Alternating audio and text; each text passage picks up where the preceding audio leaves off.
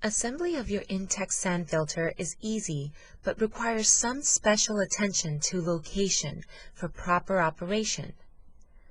Follow the steps in this video and in the manual to avoid having to move the filter after it is heavy with sand. It is best to have a team of 2 people for setup. Provide a level, stable base free of vibration.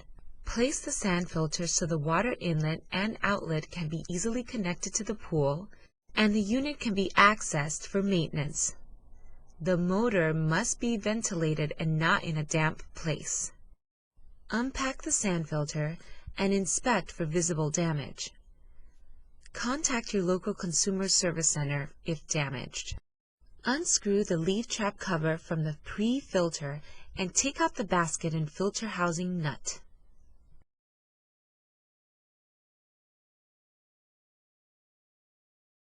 Connect the pre-filter housing to the motor with the housing nut and replace the basket and leaf trap cover.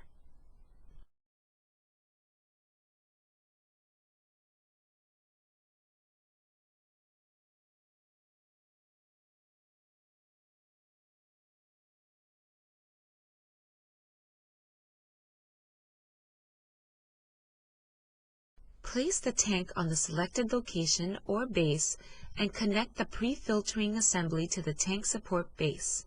The water inlet valve must point toward the pool.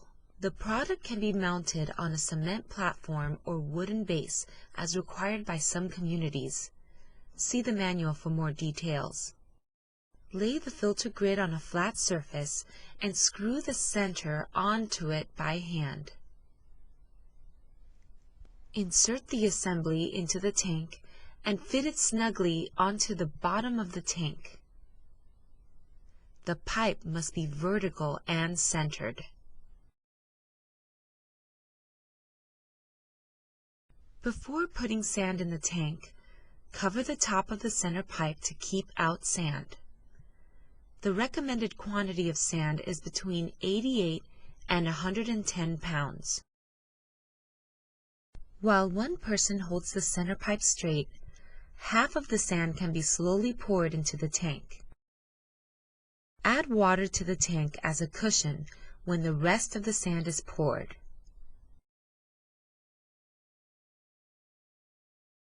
Fill sand between the minimum and maximum marks on the center pipe and evenly spread the sand out by hand.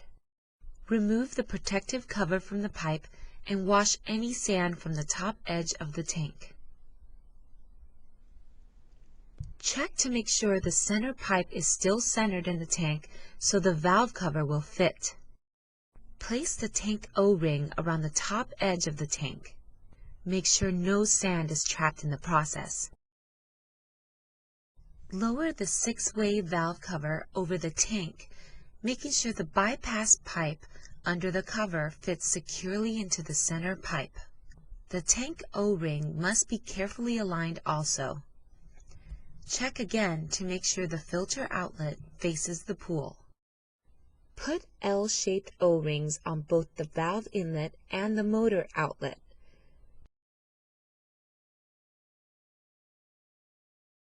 Connect the short interconnecting hose between the motor and the filter.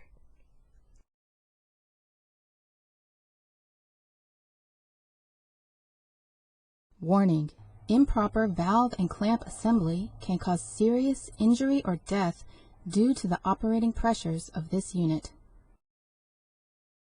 Carefully remove the clamp bolt cover and the clamp bolt. Install the flange around the tank and 6-way valve flanges. Insert the clamp bolt into the pre-installed nut on the clamp and tighten it securely with the wrench provided.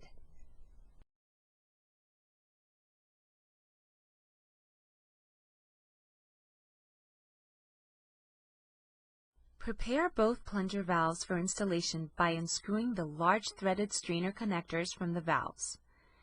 Keep the black step washer in the valve and set the valve aside. Remove the large nuts from the connectors and from inside the pool, insert the large strainer with the flat black washer through the connector hole. From the outside of the liner, replace the nuts and make sure they are secured. Now, reconnect the plunger valves with the black step washer in place. Make sure both plunger valves are in the closed position. Connect a 1.5-inch hose between the pre-filter inlet and the lower plunger valve and tighten.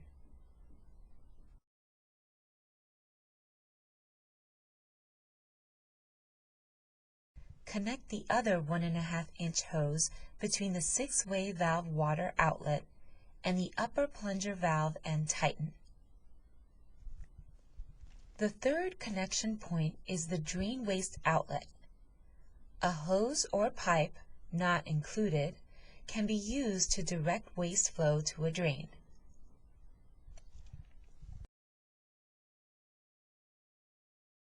For pools 16 feet and under in diameter, use adapter B to connect to the pool inlet and outlet. Locate the two B adapters and connect them to each of the black connectors on the pool.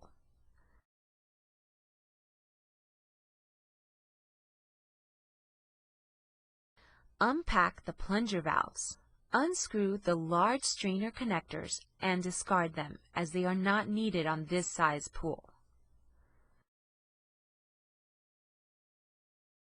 But make sure you do not discard the black step washers on the plunger valves. Attach the plunger valves to the B adapters.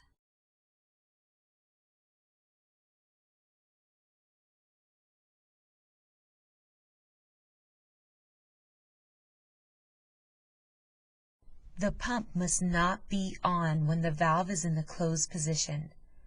Pressure buildup could lead to an explosive rupture. The entire system must be connected by a ground fault circuit interrupter, GFCI.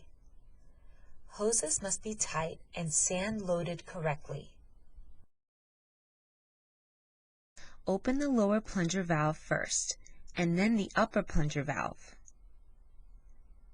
To open the valves, turn the handles counterclockwise and pull up until they stop.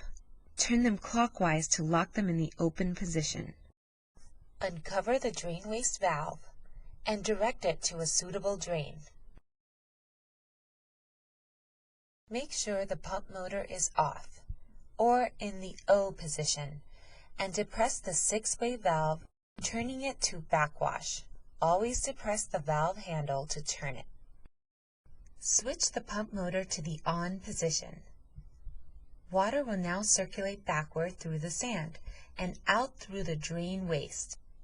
Continue in backwash mode until the water runs clear as observed in the sediment window. Turn the pump off and change the 6-way valve to rinse. Turn the pump back on and run for a minute to level out the sand after backwashing. Switch off the pump again and turn the handle to filter. Turn the pump on and let it run until the water is clear. When the media is clean, record the initial pressure gauge reading. As dirt accumulates, the pressure will rise and backwashing will again be necessary when the gauge reading is in the yellow zone. Set the timer dial to the desired number of hours and press the switch to the timer setting. Turn the pump off and disconnect the power cord. Close both plunger valves. Release the pressure by opening the sediment valve on the lower side of the pre-filter housing.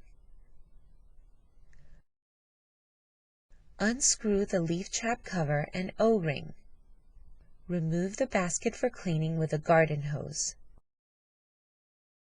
After rinsing the leaf trap and O-ring, reassemble them and close the sediment valve. With proper maintenance, your sand filter will give you many years of service. Read and understand all of the warnings and cautions in your owner's manual. They are important for proper installation and operation.